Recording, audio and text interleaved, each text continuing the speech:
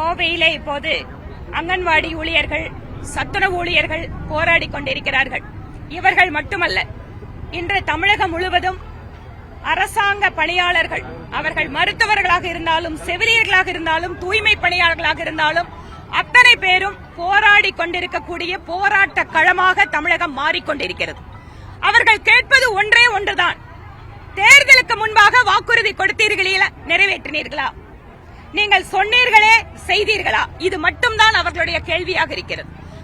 அரசாங்கம் அமைக்க வேண்டும் என்பதற்காக, அதிகாரத்திற்கு வர வேண்டும் என்பதற்காக அனைவருக்கும் வாக்குறுதிகளை அள்ளி வீசிவிட்டு இப்போது அனைவரையும் தெருவிலே நிறுத்திக் கொண்டு அவர்களை போராட்ட விட்டு அவர்கள் போராட்ட களத்திலே நிற்கின்ற சூழ்நிலையை இந்த திராவிட மாடல் அரசு உருவாக்கி இருக்கிறது. சட்டப்பேரவையிலே நிச்சயமாக இவர்களுடைய கோரிக்கையை நான் பேசுவேன் என வாக்குறுதி கொடுத்திருக்கிறேன்.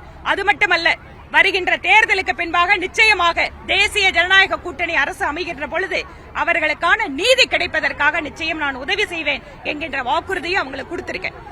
போராடக்கூடிய பெண்கள் சாதாரணமாக ஏழை குடும்பத்தை சார்ந்த பெண்கள், அவர்களுக்கு கிடைக்கின்ற இந்த மிக சொற்பமான ஊதியத்திற்காக வருடக்கணக்காக உழைத்துக் கொண்டிருக்கிறார்கள். அதனாலதான் என்னோட தொகுதியில மிக முக்கியமாக என்னுடைய கவனம் எல்லாமே புதிய அங்கன்வாடிகளை கட்டுவதற்காக கொடுத்தேன். நான் அந்த கம்ப்ளீட் டீடைல உங்களுக்கு மீடியாவுக்கு நான் உடனே கூட நான் ஷேர் பண்றேன். என்னோட டீடைல் ஏன்னா சிஎஸ்ஆர்லயும் கட்டியிருக்கோம், எம்எல்ஏ ஃபண்ட்லயும் கட்டியிருக்கேன். அதனால அதனோட டோட்டல் நம்பர் உங்களுக்கு கொடுக்கறேன். But I can challenge, Tamil Nadu முழுக்க கடந்த 5 வருட காலங்களில் வேற எந்த தொகுதியிலும் இத்தனை புதிய அங்கன்வாடிகள் கட்டி இருக்கக்கூடிய வேற யாரும் இருக்க முடியாது. ஏனென்றால் ஒரு பெண்மணியாக குழந்தையை குறிப்பாக அங்கன்வாடியில் விட்டு செல்கின்ற ஏழை பெண்கள் தங்கள் குழந்தைகள் பாதுகாப்பாக இருக்க வேண்டும், அந்த மனநிலை இருந்தால்தான் அவங்க வேலைக்கு போய் நிம்மதியா வேலை பண்ண முடியும். அதே போல சத்துணவு ஊழியர்கள், அவர்களுக்கு கிடைக்கின்ற அந்த சொற்ப பணத்தை வைத்து குழந்தைகளுடைய பசியாற்ற வேண்டும் என்று இரட்டிப்பு வேலையை இப்போது செய்து கொண்டிருக்கிறார். அரசாங்க திட்டத்தை மட்டும் அறிவிக்கிறாங்க, ஆனால் செயல்படுத்துவது என்பது இம்மாதிரியான ஏழை குடும்பத்தை சார்ந்த பெண்கள் தான் வருடக்கணக்காக உழைத்துக் கொண்டு சொற்ப ஊதியத்தில் வேலை பார்த்து நம் சமுதாயத்தில் அந்த ஏழை மக்களுக்கான சர்வீஸ பண்ணிட்டு இருக்காங்க.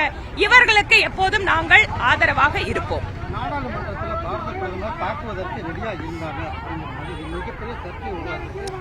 நாங்களுமே அதை கேள்விப்பட்டோம், மிக அதிர்ச்சியாக இருக்கிறது.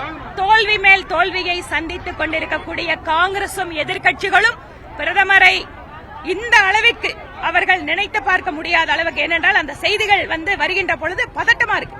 பிரதமரை தாக்குவதற்கு, அதுவும் நாடாளுமன்றத்திற்குள்ள போராட்டம் அப்படிங்கிற பேர்ல முயற்சி செய்திருக்கிறார்கள் என்பதே அதிர்ச்சியாக இருக்கிறது. ஸ்பீக்கர் நிச்சயமாக அதற்கான பதில கொடுப்பாங்க. நன்றிங்க, நன்றி.